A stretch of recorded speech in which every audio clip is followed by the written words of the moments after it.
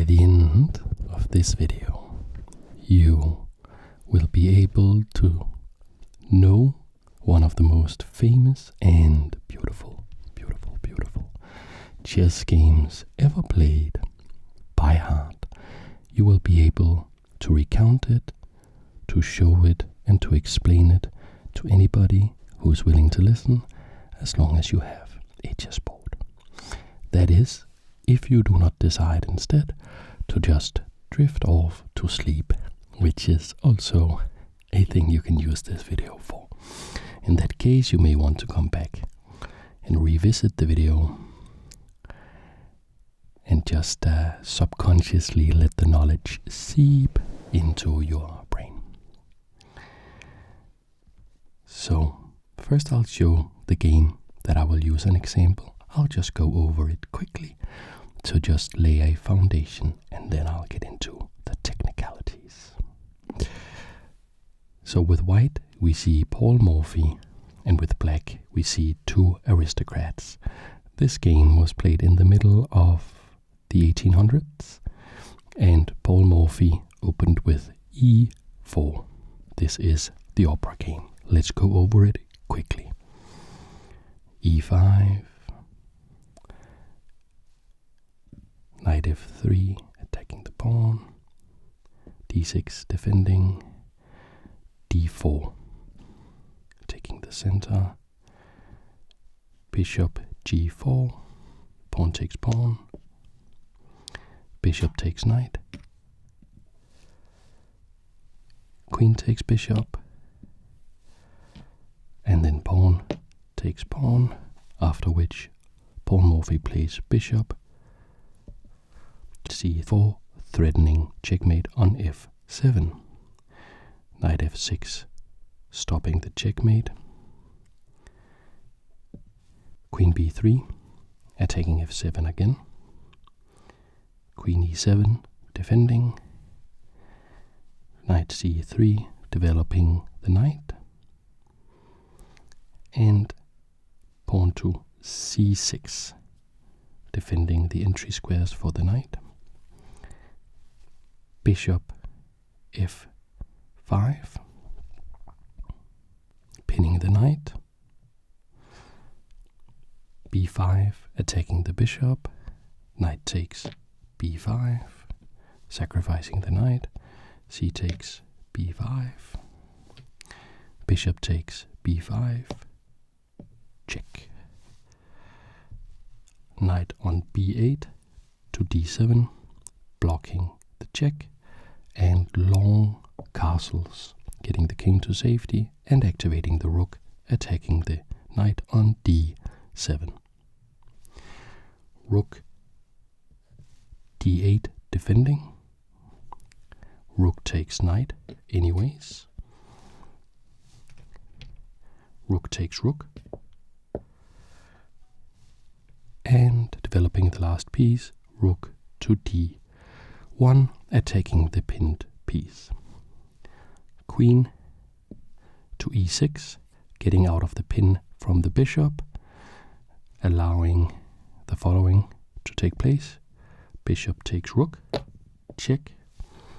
Now knight takes bishop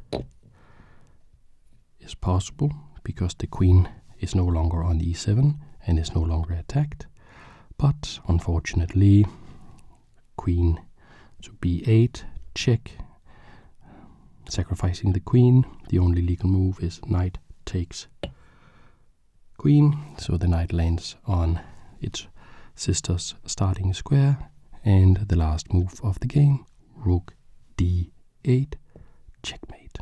So that is the opera game, and that is the one that we will use as an example to learn how to memorize a chess game.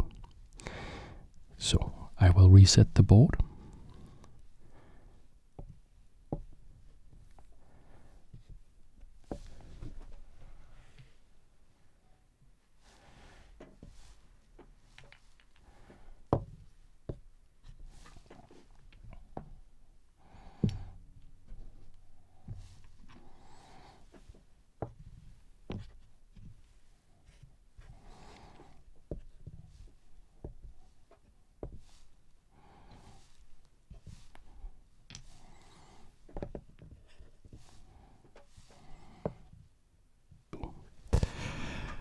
So, first of all, why would you want to memorize a chess game? I guess you know that better than anybody because you clicked on the video, so maybe you have your own reasons. I like doing it because it helps my chess understanding. It helps me internalize the chess position so that I may be able to think about it in my head without using my eyes so much to look at it when I'm playing my own games. And it's like memorizing a beautiful poem or the lyrics to your favorite MF Doom song or something. Because if you can store beauty like this game here, the opera game, in your head, why not? And of course, it can be fun to show other people and can be kind of sort of a party trick. Okay, so I have some tips for memorizing chess games. Number 1, use a real chessboard, not a digital one. Number 2, use a board that has the squares numbered in algebraic notation. So you have A1, A2, A3, A4, so that every square has a name, and try to use those and internalize that, because that's a different memory hook that you can use to, okay, the queen needs to go to D something, D7 or whatever it is. That's just another memory hook, and it's just very helpful. And then my last advice is start simple. Pick a game like this one, that is short and beautiful, satisfying, and filled with concrete ideas. Then memorize that, and then use the techniques you develop to slowly figure out how to memorize more complex games, opening lines, etc., etc. Okay. It's a very storied game. I have a video about this game where I analyze it in depth and tell the story behind the game. I will link that video in the description. That's not going to be the object of this game. For now, we will just think about what happened when we went through it the first time. And what happened was that the white player only moved 2 pawns and sacrificed every single piece except the h1 rook and the c1 bishop. So these 2 are the only pieces remaining. All other pieces except the king are sacrificed, and these 2 pawns are the only ones that move. That will help us. Then it will help us that white is playing extremely aggressively, making a very concrete threat every turn. Now let's get to memorizing. Already on the first move, we know that the game will probably start with either e4 or d4. But which one? Well, we know the game is played a couple hundred years ago, so that's a reason why e4 would be played, because back then e4 was a much more popular move. Also, we know that it's a very short game and all these pieces are attacked, so e4 makes the most sense. It has to be e4 because this, as Capablanca pointed out, opens up both the bishop and the queen, so that is clearly the most aggressive move to get to the goal of sacrificing all the pieces and checkmating very, very quickly. e4, then we just remember symmetrical e5. Easy. Then knight f3. Here, why do we play knight f3? How do we sort of, why not the other knight? Why not the bishop? Okay, first of all, we look for threats, and this knight is attacking the e5 pawn. So this is one of the most threatening moves that you can make. It is also a very standard move. So if you're trying to figure out, was it that knight or was it that knight? Which one of the knights was it?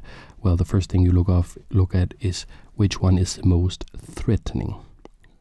And then if you think about, was it the bishop first, then you think, okay, they usually say knights before bishops, and there is no reason in this position to play a move like bishop c4 yet, so it probably has to be knight to e5. Then we have to figure out how to remember the move pawn to d6. And here it helps to tell a little story. So the story of this game is that Paul Morphy is super aggressive. He wants to win the game very, very quickly because he wants to watch the opera, actually the real story of the game. And you can watch the other video, it's really interesting. And he's a much, much stronger player than the two aristocrats who are playing black here. So why are they playing d6? They want to defend the pawn. They know that they are playing against an attacking player, so they just want to try to play very, very, very solidly. So that is why they play d6 defending the pawn instead of knight to c6 defending the pawn. So we try to use that, and it will. Right now it looks like we are just throwing stuff at the wall, and it looks right now as if we are not doing very much in terms of memory technique, but as soon as the position develops, you'll see how it works. So now we see d4. And this is kind of easy to understand and remember. So we know about this game that these two pawns are the only ones that move. We know that in just 17 moves the game will be over, so we have to sacrifice all the pieces and get all the activity. And also this takes control of the center and is the most aggressive move. Opens up for the bishop. So for now we try to use as a memo technique, we try to use the fact that e4 and d4 are the only pawn moves that are being played, and they will be played very quickly because Morphy only cares about rapid and efficient deployment of his forces. And now it gets a little bit more advanced. So bishop to g4. And here we don't want to remember that exact move, because now the real techniques begin. We want to remember the idea. We want to remember the idea. So we know that they are playing defensively. So this seemingly aggressive move is a defensive idea.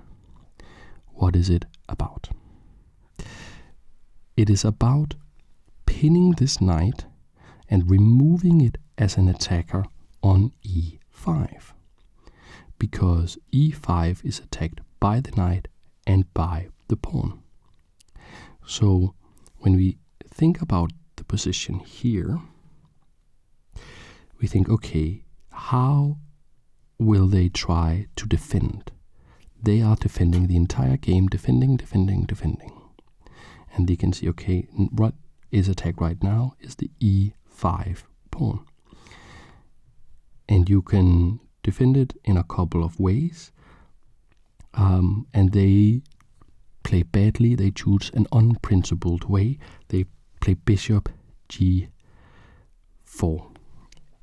And the idea is that pawn takes pawn, which is what Morphy plays. He's just trying to open the game up and get all his pieces flowing. The idea here is that instead of playing pawn takes pawn, which is a legal move, but let's understand the idea.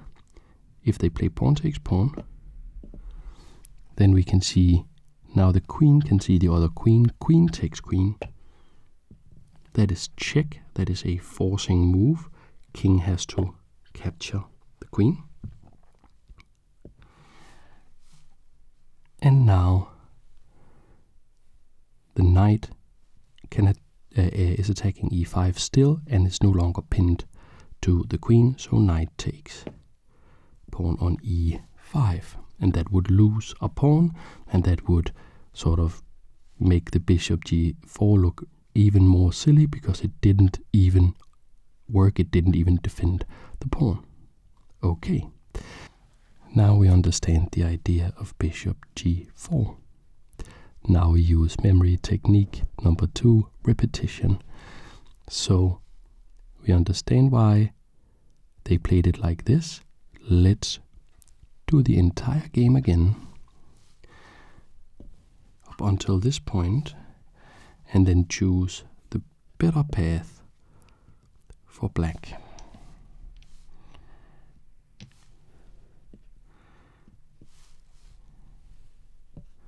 So can you remember the first move? Well done, e4. And if you can remember e4, you can also remember the reply, e5, almost rhymes. Then we attack. How do we attack? With the knight. They defend. How do they defend? Absolutely, pawn to d6. That is correct. And what does Morphy want to do? He wants to open up the pieces, attack with everything, and checkmate very quickly so he can go back to watching the opera because they were playing while they were trying to watch an opera. Okay, d4. And here they play the move. What is the move about? So you are trying to, we try to remember, what is the move about? The move is about this situation. You don't remember the exact move, you remember the idea. So pawn is threatening this pawn, the knight is threatening this knight. Are we defending with this pawn? No, that doesn't seem right. Defending with this knight, that would probably be pretty good, but that's not it. They play this weird move, violating a principle. What is the move?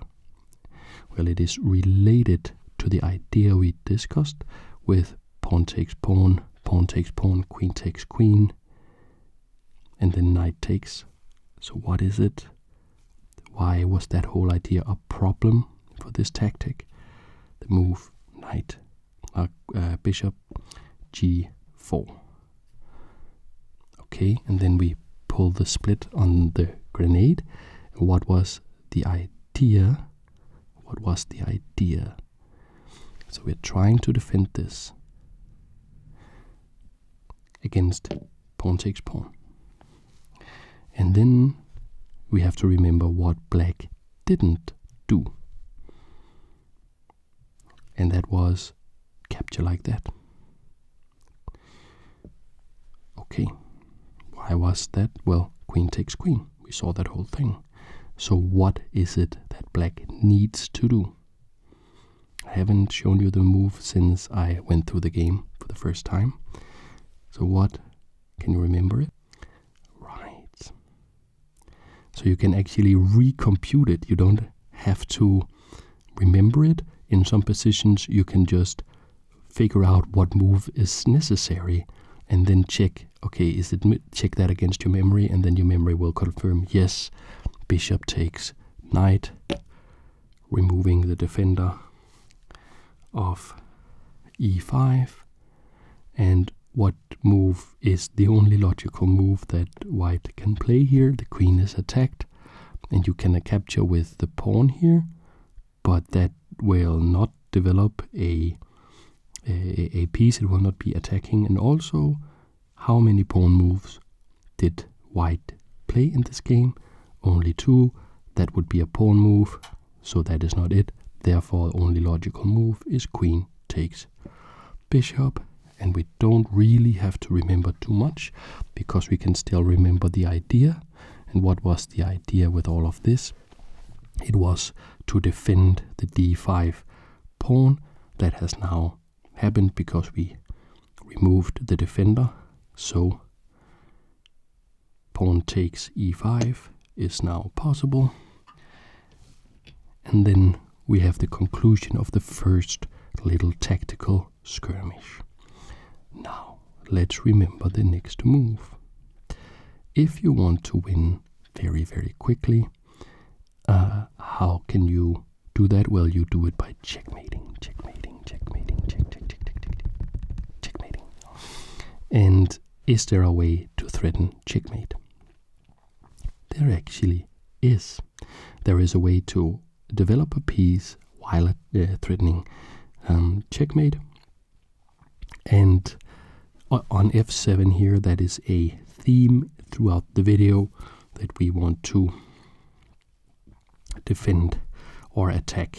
Black wants to defend f7, white wants to attack f7, like an advanced version of the scholar's mate. So bishop c4 up does exactly that.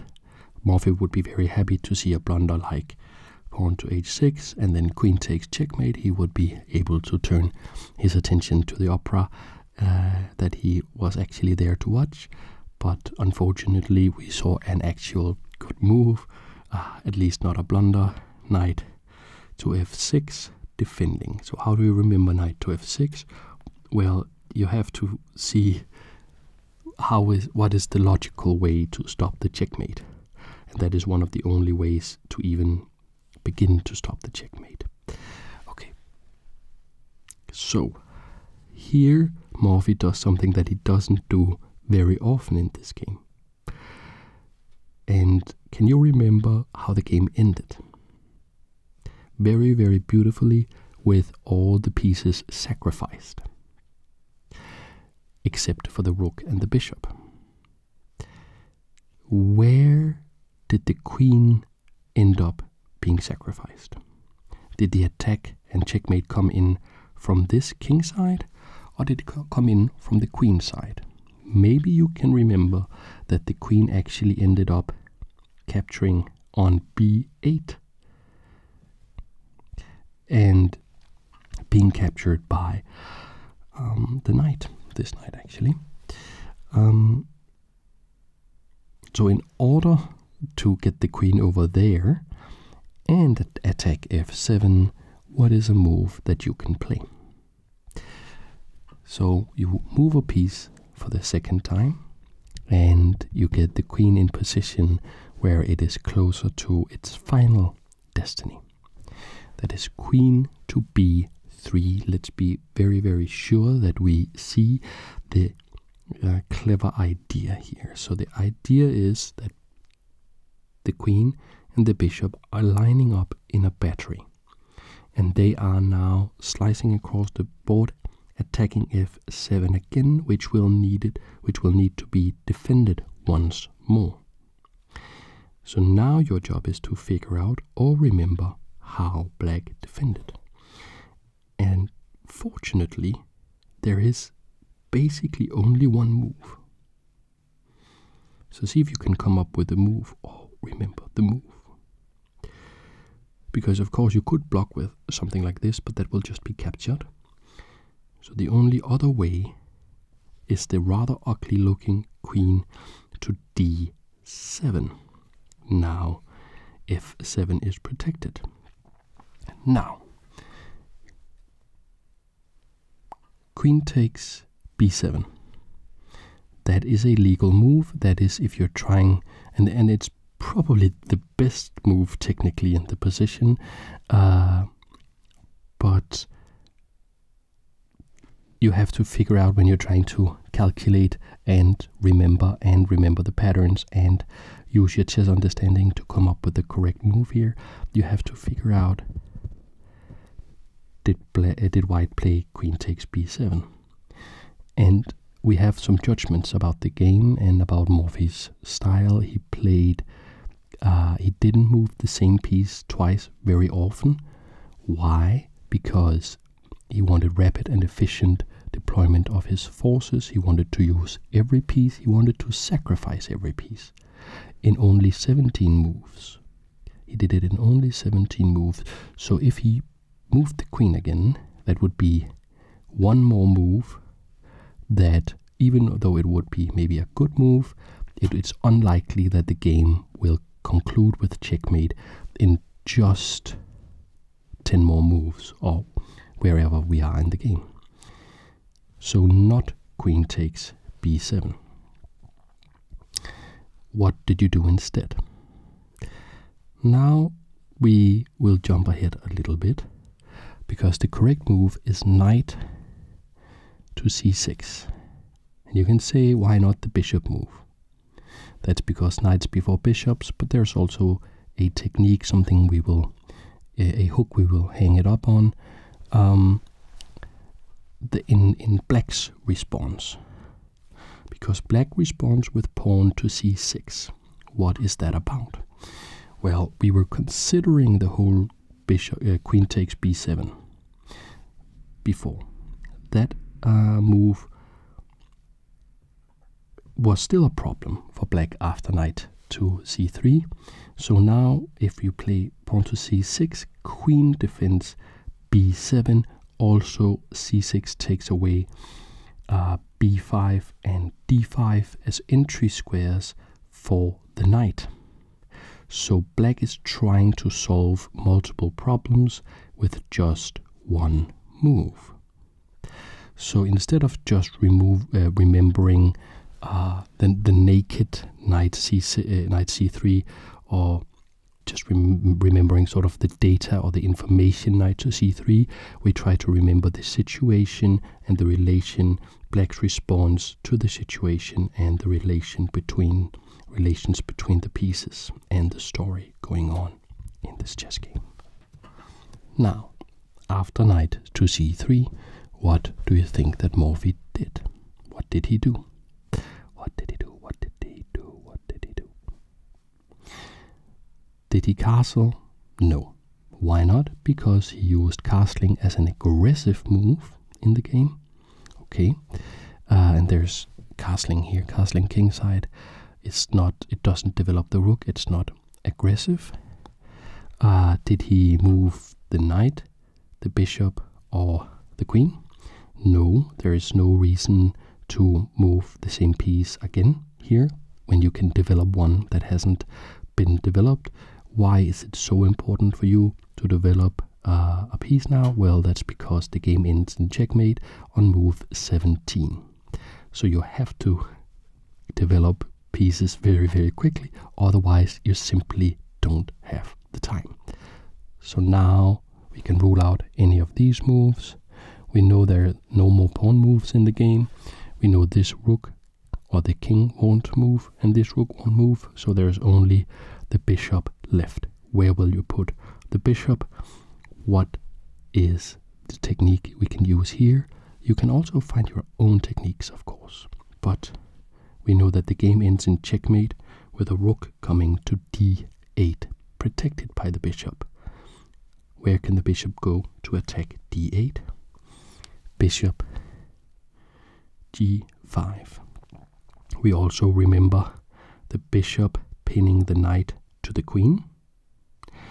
And we can use a later move also with the queen to help us understand that this is exactly the square the bishop must land on.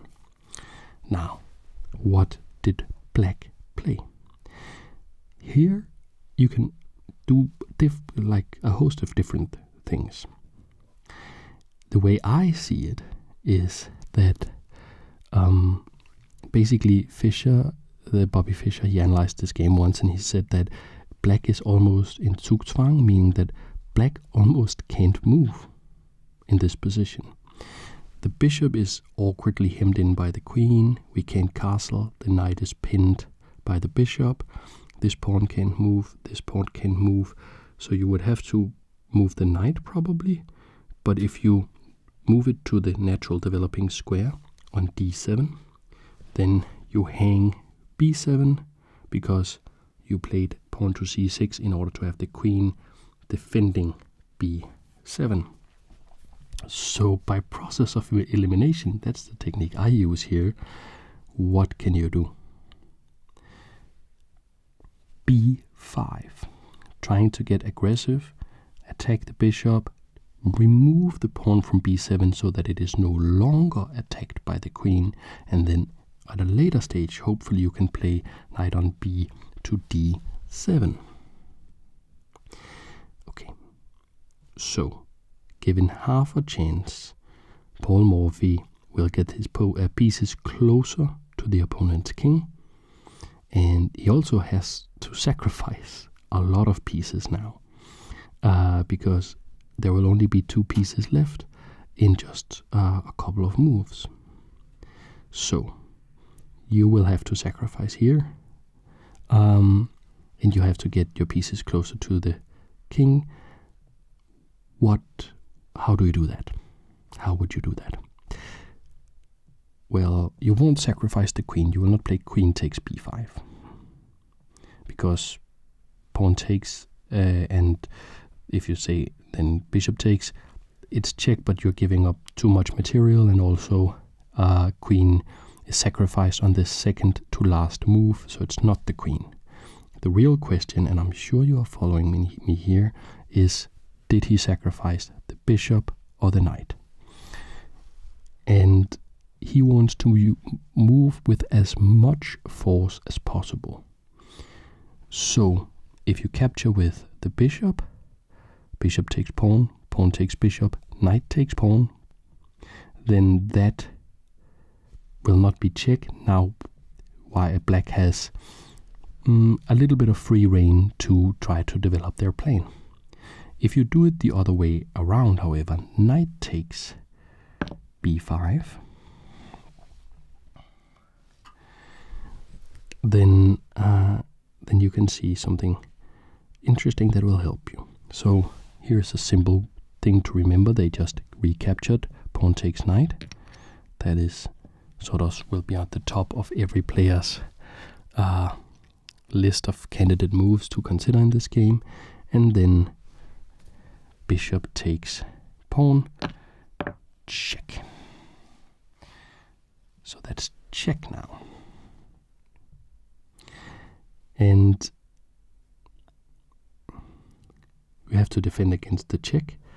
There are not very many moves. Do you want to move the king? You can't do that, but would you want to do that in a game? No. Do you want to defend with the knight here? No, because, and that is the memo technique from earlier, that you can't defend with this knight because it's pinned by this bishop. So this bishop has a job, it's pinning the knight. You can't move because then we lose the queen. So, and you also don't want to move the queen because it will just be lost. So by process of elimination, knight on b to d7 stops the check. Now we have to use maximum force. We have to sacrifice every single piece. What would you play in this position? What did Morphy play, but what would you play? So you don't want to give up any of your attacking pieces. Your queen, your bishops, they are doing great work. You want to use every single piece. Also, you know that you want to sacrifice almost all of them. So, do you play castles kingside? No, that's not aggressive. Do you play rook to d1? That would be an aggressive move. Correct. But what's the problem? How are you going to checkmate with this rook if the king is in the way? That leaves only one option, really. That is king to c1 and rook to d1, queenside castle, or as we say, long castle. You get the king out of the way from the checkmating rook, and you develop the rook to the d file, attacking the knight. Okay, that knight has to be defended, otherwise just bishop takes knight check will be devastating. What is the logical way to defend it?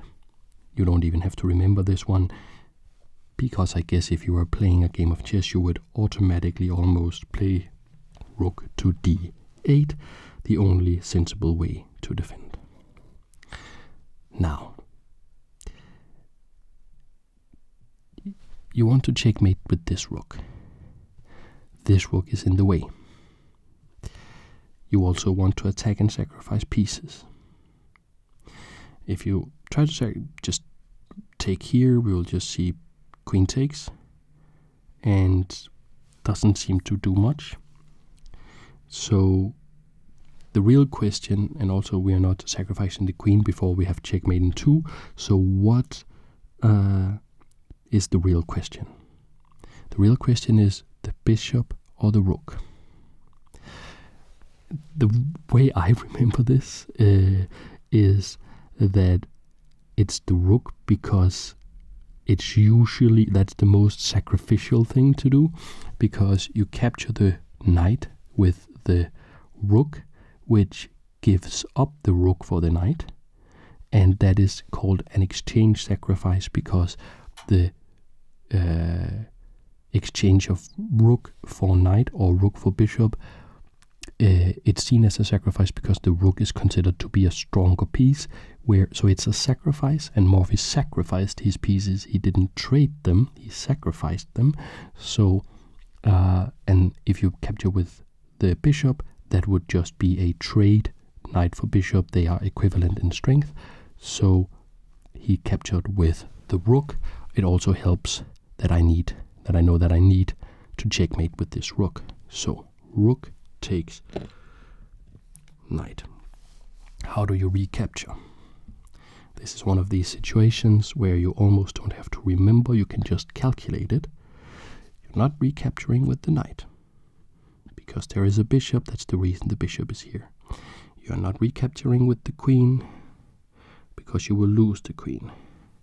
You're not capturing with the king, because that is illegal. So what is the only thing you can do? Rook takes rook. And we are getting very, very close. So you want to develop all the pieces for white, right? You want to checkmate using every single piece. That is one of the techniques that we use here.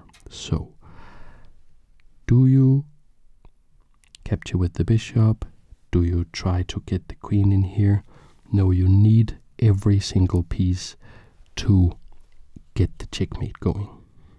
And what is the only piece you haven't developed yet? The rook on h1. Where do you go? Obviously to the d file. That is the most active file, and you are looking at the rook. Here we also remember that the rook is pinned by this bishop, so that it can't go and capture the rook. So we are attacking the pinned piece. That is also an idea that you can use here. Attack the pinned piece. And here is probably the move that I find the hardest to remember or to memorize. The move is queen to e6. So how do we remember this move? Well, we have gotten back to the idea of this bishop pinning this knight to the queen many times throughout the game. And as they were playing, the two aristocrats playing with the black pieces, it must have annoyed them again and again and again that this pin was going on. Also, you're going out of that pin. Also, you are threatening to exchange the queens. Queen takes queen, queen takes queen. If the queens go off the board, the position will become much, much, much, much easier for black to play. And you also have to, if we just go back one move here, think about what is white threatening, what is white's idea. We were just attacking the pinned piece. So if we are allowed to play a move again, what is stopping us from just playing bishop takes d7? That would be check. The queen can't really capture because it would be lost to the rook. The knight can't capture because then the bishop would take the queen. So what could you really do here other than queen to e6? Trying to exchange the queens and take the pressure off, getting out of the pin and making sure that now the knight can actually defend the rook. And here it's a puzzle. Because now we reached the point where do you want to exchange the queens? No, you want to sacrifice the queen and checkmate, leaving most of black's pieces on the board while only having this bishop and this rook. So can you remember where you want to sacrifice the queen? On b8. How do you get it to b8? The bishop is in the way. Can you move the bishop away with force? Can you find a way to forcingly move that bishop out of the way, making it so that black has to respond in the way that you wish? Of course, you use a check. So you play bishop takes d7, check. And of course, queen can capture, of course, but then that will be lost to the rook, as we have discussed earlier. But why did the queen even go to e6? It was to allow knight on f6 takes d7. And what is the coup de grace? What is it? So how is it you want to end the game? Sacrificing the queen on b8, and you do it right now. Queen b8 check. You can also remember the tour of this knight. It went to f6, to d7, and then to her sister's square on b8. Knight takes, setting up for the next game. But what is the checkmate? The satisfying, amazing, historical checkmate. It is rook d1 checkmate. So that is the game. I will go over it one last time. Please don't hesitate to write comments asking about memo techniques or saying how you do it, or if there's something you want to know. Because I really think that it is beneficial to your chess, and it's just a nice thing to have. And I think also the techniques used, I use pattern recognition, memorization techniques for so many things in my life, where I don't try to remember the data. I don't try to remember the information.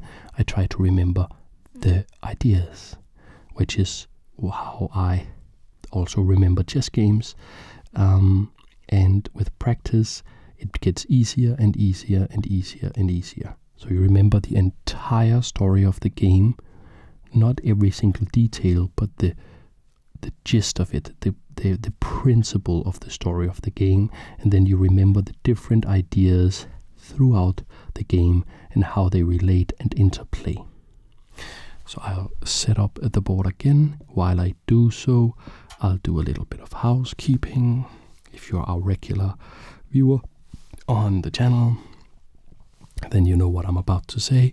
I am about to say that if you want to buy this chessboard here, if you want to have it for yourself, you can do so. It's in pre-order right now, so they have an offer where it's like really cheap, and if you use the link in my description, you will get a 10% discount on top of the pre-order discount, so it will be really, really cheap. But then of course you have to be patient, because they have to actually make the boards, because they sold out, so they are in pre-order now. Okay, let's go over the game one last time. e4, e5, and what is it? That is correct, knight f3, d6. Remember, only 2 pawn moves. d4. And here is a bad way to defend against this. Bishop g4. Morphy knows that this is a bad way. He opens up. Pawn takes pawn. Not pawn takes pawn, but the idea of bishop g4. Bishop takes. Threatening the queen. No time to do anything about this pawn. queen takes. And now pawn takes. Threatening checkmate, moving with maximum force. Bishop c4, threatening checkmate on f7. Knight f6, sensibly stopping the checkmate. What's the problem? We can move the queen one more time before she sacrifices herself. Three queen moves in the game. That's also a thing. When you repeat and you go over the game again and again and again, what will also happen is when you look for ideas and patterns, you'll notice things like, oh, the queen only moves 3 times. Right. Then that can help you. And then you piece together what the only possible move can be in any position by learning more and more and more and more patterns. Okay. Attacking f7, only way to defend, the awkward e7. Attacking f7, the only way to defend is the awkward e7. Now it's time to develop. Do we castle? No. Do we play the bishop out? No. Why? Knights before bishops. Knight to c3. Now black is in Zugzwang almost. b7 is attacked. The knight is threatening to come in. We play c6. Queen now can defend b7, and at least on the surface we are defending against knight to b5. What does Morphy play? Get all the friends to the party. So develop more pieces. Which piece? The bishop. Where to? Well, what is its job? Its job is to pin the knight. Where can it go to pin the knight? On g5. And here's the position where basically black has no moves. So they try the counterattack b5, which allows for the sacrificial idea that we discussed. So that's also a way to remember it. If you can't remember the move, then remember, okay, what is it that we know that the other player has to do about this time in the game, or they have to sacrifice something. Okay, that means that black has to play b5 because otherwise knight takes b5 can't be played. And we know that we sacrifice the knight because we know we want to use maximum force. And maximum force means after c takes b5, bishop takes b5 is check. We don't use the queen. The queen only moves thrice, and she has moved twice. The check, there's only one sensible way to block it. Here we are not defended by the knight, so we play knight bd7, defending against the check. Now have to get all the friends to the party. Do we try this rook first or that rook first? Obviously that one. How do we do it? We don't want to block the other one. Most efficient way is castle long, developing the rook and getting the king out of the way for the other rook, the checkmating rook. Now we want to defend this knight for black because the rook and the bishop are attacking. So rook a to d8, defending, and here is the one where we try to remember how do we get through here. Do we sacrifice the bishop or the rook? Well, the bishop would kind of be a trade because bishop for knight is a trade, but the exchange sacrifice rook for knight, that is a sacrifice. So that is what we do because we know Morphy sacrifices his pieces. He doesn't trade them. Rook takes d7. Get all the friends to the party. Rook d1, attacking once again. And here, can you remember? Can you remember? So, is it a pawn move? No. Is it a rook move? No, there's no legal rook moves because the rook is pinned. Is it a knight move? No, because we lose the queen to the pin. Bishop move? No, it's no legal bishop moves. Is it rook g8? Of course not. So only really one move to consider.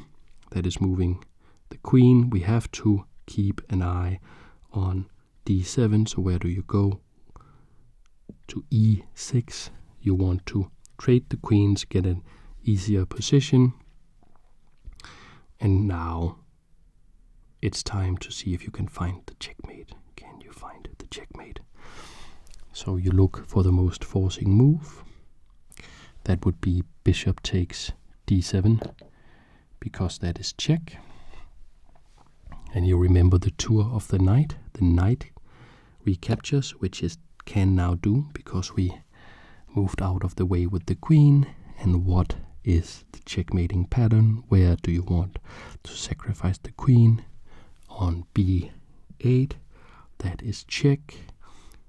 Knight captures, completing its tour or its journey, setting up for the next game on her sister's square. And here we have rook to d1, to d8, I mean, checkmate. So that is the game. Thank you very, very much for watching, and I hope I will see you